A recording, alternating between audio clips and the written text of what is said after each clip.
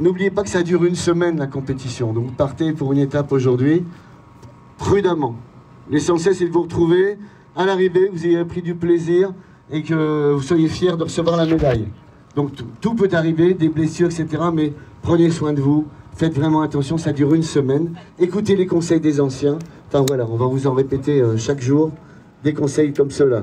Bonjour à tous, ça y est, la première étape est passée. Le Marathon des Sables a officiellement commencé depuis aujourd'hui. Je suis donc allé à la rencontre de mes 4 invités préférés pour qu'ils vous racontent un peu comment s'est passée cette journée pour eux. Et si vous écoutez un petit peu nos échanges, vous allez pouvoir savoir comment s'est passé, si ça vous intéresse, mon étape à moi. Ça a été plutôt compliqué sur la fin, mais globalement un super moment évidemment. Allez, j'arrête de vous raconter ma vie, place à mes invités.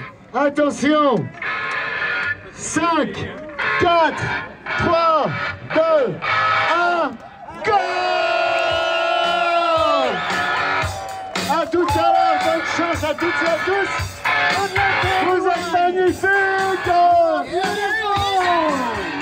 Place à notre échange maintenant avec Meryl pour le bilan de cette première étape. C'est parti vite comme tu le pressentais, c'est arrivé vite aussi, encore plus qu'imaginé. Oui, exactement. Ça m'a surpris d'ailleurs parce que je ne pensais pas que ça allait partir aussi vite. Et 2h04 pour les premiers. 2h04 pour les premiers. 2h20 était annoncé. Ouais, 2h12 était annoncé. 2h02. 2h04, donc ça allait extrêmement vite dès les premiers hectomètres. Hein. Rachid est parti devant. Et tu l'as laissé Bon, non, ouais, j'ai même pas essayé. J'ai même pas essayé. Voilà, j'ai essayé de. Enfin, je suis parti vite aussi. Hein. Clairement, je sais pas, je devais être à peut-être 14-15 à l'heure. Ouais, 14 à l'heure, on va dire. Mais voilà, j'ai surtout essayé de contenir et de surveiller un peu les autres coureurs qui étaient un peu derrière moi et qui pouvaient jouer les places un peu dans le top 10, quoi. Par contre, devant, j'ai laissé partir. Mais c'est parti très très vite. T'as couru en solitaire plutôt ou t'avais un petit groupe toujours pas très loin, ni devant, ni sur les 5 premiers kilomètres, on était 4 ou 5. Et puis après, dès qu'on a attaqué le plateau caillouteux, là, ça s'est un peu distendu. Et donc je me suis retrouvé assez seul. Et puis je rattrape un Américain là, sur la fin de l'étape. Tes sensations là globalement sur l'étape, c'est quoi ? C'est un peu l'instant de vérité là, la première étape. Est-ce qu'on peut déjà tirer des enseignements ou pas de la première étape ? Non, pas vraiment. C'est vrai que sur l'état de forme en tout cas. Sur l'état de forme, oui. Après, ça reste quand même une étape d'acclimatation. Il a fait un peu plus chaud que les jours précédents. On s'y attendait pas forcément. Et puis, on est quand même en altitude. On est à 850 mètres d'altitude là quand même. Donc cette première étape, c'est toujours une étape d'acclimatation. Et donc voilà. Pour ma part, moi, je pense être à ma place. Donc 7e place. 7e place, voilà, dans ce classement. Maintenant, voilà, demain, on aura une étape bien sablonneuse avec le passage de Djebel El Otfal. Et voilà, on verra qui a bien récupéré. C'est plutôt demain qu'on va essayer de voir plus précisément. On y verra un peu plus clair sur qui est en forme et qui peut jouer les places dans le top 10. Question très naïve, mais à partir du CP2, le terrain a une dominante de sable beaucoup plus marquée que par rapport au début. Ouais. Toi, c'est un passage où tu cours intégralement, ces passages-là ? Alors, j'ai peut-être marché une ou deux fois sur une montée de dune, peut-être, à un moment où c'était un petit peu pentu. Mais globalement, oui, on court tout le long jusqu'à l'arrivée, même dans le sable, oui, sinon... Il n'y a pas de moment de répit. Voilà. Il n'y a pas de moment de répit. C'est pour ça que d'ailleurs, on essaie d'alléger le sac au maximum. Hein, c'est pour pouvoir courir dans ces portions qui sont très sablonneuses et où les foulées sont pas évidentes. Et donc voilà, course permanente avec quand même un petit niveau de stress quand même parce que les coureurs revenaient derrière. Tu regardes souvent t'as le Ouais, je regarde quand même un peu. J'ai vu qu'il y avait l'Espagnol. Quand je suis passé le CP2, là, je me suis retourné. J'ai vu qu'il y avait l'Espagnol qui était 200 mètres derrière moi. Donc j'ai fait un stop très rapide au CP et puis je suis reparti. Et puis au final, je crois que je termine 4 minutes devant lui. Mais bon, je sais qu'il c'est un très bon coureur. C'est la 3e participation. Alessandro Fraguela, pardon. Et je sais qu'il va essayer de m'accrocher. Ouais, un concurrent direct pour la position que tu imagines jouer cette année. Voilà, exactement. Comment se passe une journée comme celle-là, puisque globalement, tu as mis un peu plus de 2h20, donc ça veut dire que tu es arrivé globalement sur le bivouac vers 11h30, ça laisse encore un long moment. C'est quoi l'étape d'après? C'est tout de suite, tu vas te repos, récup, sieste systématique? Non, en fait, je fais une récupération plutôt active. Donc déjà, avant de s'installer, s'étaler sur le tapis, il faut le préparer. Donc voilà, on enlève le tapis, on enlève les cailloux, on va chercher du bois. Donc on reste actif en fait sur le camp pour. Tu t'écroules pas sur ton matelas? Non, pas tout de suite. Après, je fais une petite sieste une fois que tout est prêt. Après, on prépare le repas. Et puis après, je me remets à m'activer en allant voir un peu les collègues dans les différentes tentes, envoyer le petit mail pour la famille, pour dire que tout va bien. Papa est bien arrivé. Papa est bien arrivé. Et les collègues aussi. Et les collègues aussi, parce qu'on a toute notre tente, là, on a très bien, j'allais te poser la question, très bien couru. Il y a des niveaux très homogènes? On est pas mal cette année. On est pas mal. On est deuxième au classement général derrière les Marocains. C'est une équipe de combien? Une équipe de 4. Okay. Une équipe de 4, on s'est entraîné, on est 3 de Montpellier, on s'est entraîné ensemble. Et puis un autre collègue de Paris qui est un peu moins rapide, mais qui a une volonté assez exceptionnelle. Et c'est sa 3e participation et je pense qu'il ira au bout et il va essayer de rentrer dans les 50. Ce serait l'objectif. Qu'est-ce qu'elle t'inspire, la deuxième étape de demain, 38 km? Elle est juste là. Le départ, je ne sais pas si tu l'as vu. Pas vu. Non, c'est droit dans les dunes. Ok, ah oui, c'est ça. Droit dans les dunes. Attends, je vais immortaliser ce moment. Vous pourrez aller voir la photo. Meryl devant les dunes. Voilà, donc le départ, 1 kilomètre de montée dans les dunes. Après, on longe une grosse portion de dunes sur 15 km. Et on va gravir le Djebel El Otfal par le côté rocailleux. Donc on a un canyon rocheux. Avec un bon dénivelé. C'est de quel ordre? C'est 200 mètres de dénivelé, quelque chose comme ça? Peut-être 200 mètres, j'ai du mal à l'estimer. Et puis arriver en haut, voilà, un point de vue sublime sur le décor qui nous entoure là. Et puis on verra le bivouac d'en haut, mais il restera 7 ou 8 km. 8 km. C'est bon pour le moral, ça, ou c'est difficile? C'est bon pour le moral parce qu'on se dit, voilà, c'est arrivé. Après, il faut bien prendre conscience qu'il reste pas encore, il n'est pas à portée de main. Il faut descendre et descendre une grosse dune de sable. Donc là, c'est un peu le moment un peu magique là où on peut faire des grandes enjambées dans le sable. Les photographes sont là pour immortaliser des foulées assez sublimes. Et puis après, retour au bivouac dans la tente et on espère dans de bonnes conditions physiques. Parce qu'elle fait 38 km demain et voilà, ce sera un peu le juge de paix avant la suite de la semaine. Parfait, merci beaucoup Meryl. Avant de terminer, je voulais te poser une question. Dis-moi. Parce que toi aussi tu l'as fait l'étape aujourd'hui. Alors moi je suis assez admiratif des journalistes qui font l'épreuve comme le font les concurrents. Et je voulais savoir toi, qu'est-ce que tu en avais pensé, comment tu avais terminé, si tu étais... Ça a presque été épique. Alors, le truc le plus épique que j'ai eu, c'est que j'avais pas de guêtre. Parce que pour une étape, on m'a dit que c'était pas forcément indispensable. Et j'ai regretté parce que j'ai fait 4 pit stops là pour vider mes baskets et mes chaussettes qui étaient intégralement remplies. Là, j'avais embarqué la moitié de la dune au passage. Voilà. Donc ça a été le petit imprévu. Et sinon, ça s'est très bien passé jusqu'au CP1, un peu plus dans le dur entre le CP1 et le CP2 avec les lignes droites interminables où tu vois un arbre au loin, c'est ton objectif, tu as l'impression qu'il est là et puis il se rapproche pas jamais. Ouais. Et dans le dur vraiment sur la c'est pour ça que je te posais la question là où vraiment j'ai beaucoup marché à partir de CP3 là, sur les 8 derniers. Oui, puis en plus j'imagine que tu étais dans la chaleur à ce moment-là. Exactement, ouais. Mais un moment d'émerveillement fabuleux. Enfin, en tout cas, bravo. Et puis généralement quand les journalistes comme ça font une première étape, l'année suivante ou quelques années après, ils viennent refaire le marathon des Grands dans son intégralité. Donc j'espère pour toi que tu... J'espère. Dès que je termine une course, je me dis c'est trop dur, je ferai plus, j'arrête. Et puis dès le lendemain, je suis en train d'aller sur les sites internet en train de m'inscrire sur les courses. Je n'ai aucune volonté. Je comprends, tout comme ça. Merci beaucoup, Meryl. En tout cas, merci Guillaume. À demain. Allez, à demain. Ciao. Bravo Claude. 181e, tu connaissais ta place ou pas? On me l'avait, c'est Sam qui m'a dit. 3h58, comment s'est passée cette première? Première, très bien, je suis content. J'avais l'appréhension par rapport déjà si j'allais pouvoir courir tout le long ou pas. J'ai quasiment couru tout le long, sauf évidemment dans le sable. Bon, j'ai eu des petites alertes forcément jusqu'après le kilomètre 20. Mais pour quelqu'un qui n'a pas couru depuis un bon moment, je suis quand même assez content. On verra si je vais bien récupérer pour demain. C'est bon pour le moral, ça aide. Ouais, surtout j'ai pas de douleur pour l'instant à mon pouce. J'espère que demain j'en aurai pas. Et voilà, pour l'instant, je touche du bois. Ça va. Ta plus grande surprise sur le parcours, il y a des trucs qui t'ont un peu étonné? Tu t'en as mis plein les yeux ou pas?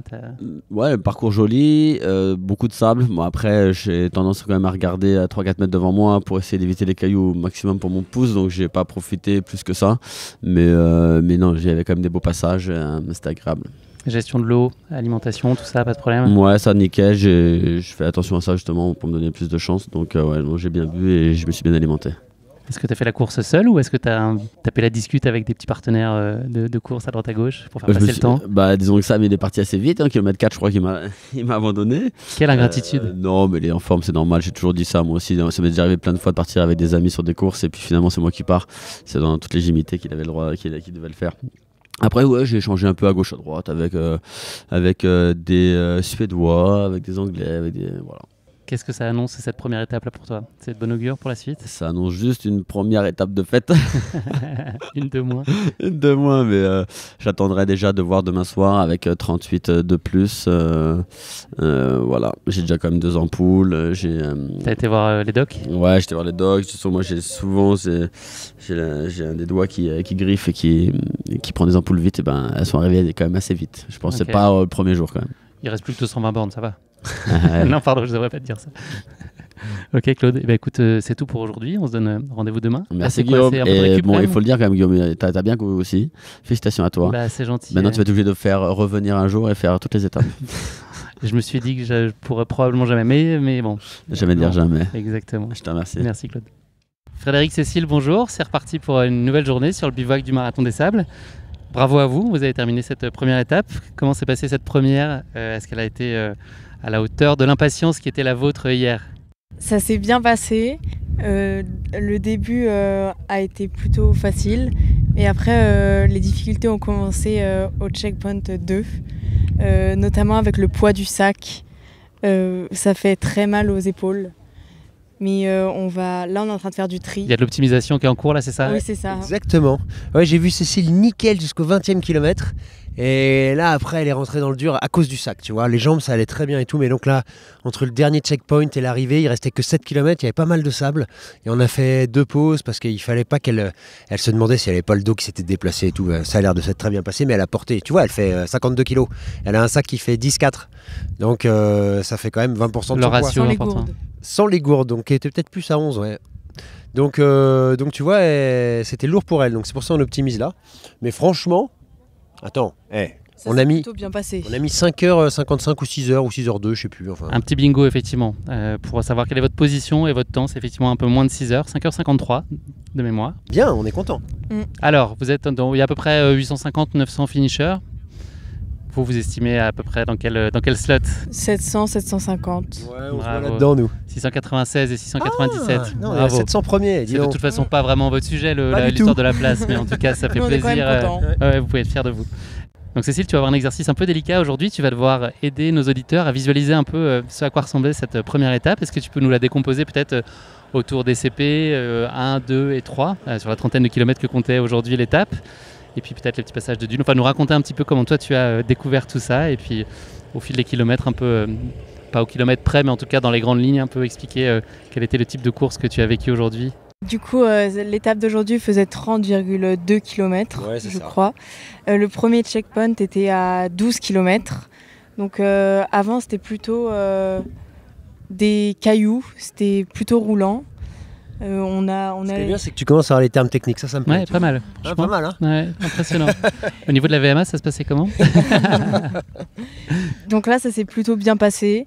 On avançait, on faisait du 6 km/h, c'était pas mal. En 2 Donc heures, là, on en était marche, au top. en rythme marche Oui, ou on a altin? marché. On a marché Ok. 6 à l'heure, clac. On a marché les 100% du temps. Et là, les yeux grands ouverts, tu en as pris plein les yeux et tu t'es émerveillé à 360 tout le temps là, de ce que tu pouvais voir? Oui, c'était magnifique. On était au milieu des montagnes, un peu de sable.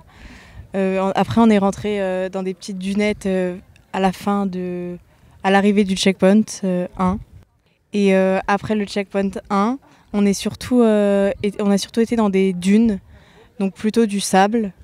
Et là, on a été un petit peu plus lent. Après le checkpoint 1, on a eu cette grande ligne droite, tu te souviens ? Ah oui. Assez roulante aussi. Celle qui s'arrête jamais, là ? Ouais, exactement, celle qui s'arrête jamais. On avait repéré un arbre. On s'est dit, quand on sera à l'arbre, ce sera bon signe. Donc on y est arrivé finalement, c'était bon signe en effet. Et voilà, et après le checkpoint 2, là, t'en as bavé avec ton sac lourd et ce sable. Oui, mais c'était une étape où il y avait pas mal de sable quand même. Donc les guêtres nous ont bien servi. Oui, carrément. On a vu un serpent. On dit merci. Ah oui. Ouais, dans les dunes là. Un petit serpent couleur sable avec un bout de queue noire. Ça ressemble jamais bon signe ça. C'est pas des couleurs qui donnent envie. Non. J'ai dit à Cécile, mets ton doigt pour voir et elle a pas voulu. Donc ensuite, le CP2, CP1 au CP2, il y a eu cette longue ligne droite et CP2 ensuite. CP2 donc qui CP3, était au 23e kilomètre. Ouais. Et après, ça a été les plus durs, les 7 derniers. Inferno. Oui, avec le sable, le relief et tout ça. Et après, à l'arrivée, on était trop contents. Bravo. Comment s'est passée la gestion de l'eau, de l'alimentation ? C'était aussi une première pour toi en conditions de course. Vous avez répété vos gammes avant, j'imagine, en préparation, mais là, c'était la première fois que tu vivais. Il n'y a pas eu de surprise. Tu as pris tes pastilles de sel, tu n'as pas eu de problème Oui, on a pris nos pastilles. Et un petit hélicoptère. Ce qui est bien, c'est que tes auditeurs sauront qu'il y a un hélicoptère sur le bivouac. C'est de l'habillage sonore, c'est du sound design. Il n'y a pas d'hélicoptère. Il vient quand même passer autour de sûr. Et concernant l'eau, on n'a pas eu de soucis. On a réussi à bien gérer. Et pour la nourriture, on a pris 2 petites barres de céréales. Ouais, en fait, on se rend compte qu'on a trop de nourriture. Donc, comme le poids du sac de Cécile est trop important, on fait le ménage là. D'accord. Voilà, ouais. J'ai croisé les coureurs là, qui droppaient leur tapis ce soir-là. Ils étaient tous seuls. Ouais, j'en ai croisé 2 qui disaient là il y a 400 grammes en trop, on les sort là. C'est risqué. On dort déjà assez mal avec, donc ça non. Est-ce que vous vous êtes fait des copains sur le parcours ? Parce que c'est un moment de partage aussi beaucoup. Est-ce que vous avez eu l'occasion de nouer la conversation avec des partenaires d'étape ? On a continué à faire connaissance avec un membre de notre tente. J'ai croisé un copain que j'ai vu pour la dernière fois au dernier marathon des sables en 2019 que j'avais fait. Très sympa, on a bien discuté. Il vit à Los Angeles. Voilà, cool. Et puis, ouais, on a discuté un peu avec un couple là dans la tente voisine avec qui on n'avait pas encore échangé. Très sympa aussi. Ouais. Des Parisiens. Et on a croisé pas mal d'étrangers, oui. Notamment des Anglais. Notamment. Ça m'a permis de dire à un Anglais qui a vu le serpent « Welcome in the desert ». Voilà, alors qu'on dit « Welcome to the desert ». Ce qui m'a prouvé encore une fois que je suis vraiment une brêle en anglais. Voilà. So Fred, next question for you. Yes. How do you feel for tomorrow? Non, demain, comment ça se passe? Parce que là, vous êtes en, j'avais compris mode. Quand même, j'avais compris. Hein. J'appelle Nelson Montfort. Là, vous êtes en phase de récup. Il y a des petits bobos, des petits sujets d'inquiétude ou pas spécialement. Ton dos, ça va, non? Oui, le dos, ça va. À la fin vers l'arrivée, j'avais un petit peu peur, mais là, avec le sac allégé, ça devrait bien se passer. Et après, concernant les pieds, tout va bien. On n'a pas d'ampoule. Là, pas de tour chez le doc, là, vous n'avez pas fait ça? Non, c'est pas prévu. Très bien. Non. Pas d'ampoule, pas de bobo particulier, ça va pas trop frotter, tu vois. Moi, j'ai pas de strap. Bon, il y a des petites marques, mais... Non, on est bien là. On est bien. J'avais peur, en effet, pour le dos de Cécile, parce qu'elle avait vraiment mal, donc je me disais, j'espère qu'elle va pas se retrouver coincée, tu vois. Mais ça a l'air d'aller très bien. Oui, ça va très bien. C'est une grande réussite, cette première étape, on peut le dire. Franchement, je pensais pas que ça passerait aussi facilement, moi. Bravo, non, c'est vrai, deux. Hein. Ouais, j'ai eu un moment d'angoisse la nuit dernière où je me suis dit j'espère que je vais pas emmener Cécile au casse-pipe quoi. Et non, moi je vois le même sourire qu'hier, le même entrain et le même enthousiasme. Ça fait très plaisir, mais j'en doute pas un instant. Vous irez au bout ensemble, j'en suis certain. On en a bien l'intention. Ouais. Merci à tous les deux, rendez-vous demain pour la suite de vos avec belles plaisir, aventures. Guillaume. Salut, merci. Salut. Merci à tous de nous avoir suivis, j'espère que cet épisode vous a plu. Je vous donne rendez-vous demain pour un nouvel épisode de Course épique consacré au Marathon des Sables. À bientôt.